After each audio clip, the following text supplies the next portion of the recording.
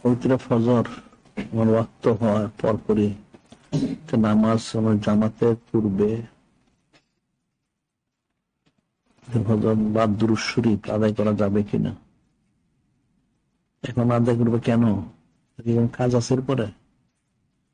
যেরকম হয় যে সে ফজর নামাজ পড়তে কোনো জরুরি কথা যাইতে হবে, ওজোর আছে, তাহলে সেটা মাসাল আলাদা, তাহলে আগে পড়তে পারবে। ওজন না থাকে তাহলে আগে পড়তে পারবে,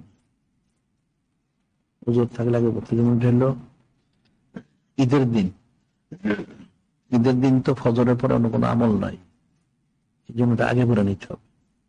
নাইলে পড়লে ঈদের নামাজের পরে পড়তে হবে, দুটা একটা। সাধারণত দুরূদ শরীফ গুলি ফজর বাদ ঈশা এটি পড়ার নিয়ম। এখন যদি কমিয়ে হয় তাহলে ইচ্ছুগুলি পরে পড়তে পারে, কিছুক্ষণ পরে। আর যদি মনে করে যে তার এরপর কোনো কাজে বের হইতে হবে, তারপর সম্ভব না, তাহলে আগে পড়ে নিতে পারবে ওজোর থাকলে। যেমন ঈদের দিন যেমন হয় আগে পড়ে নিতে পারে, আমরা ঈদের নামাজের পরে পড়বে।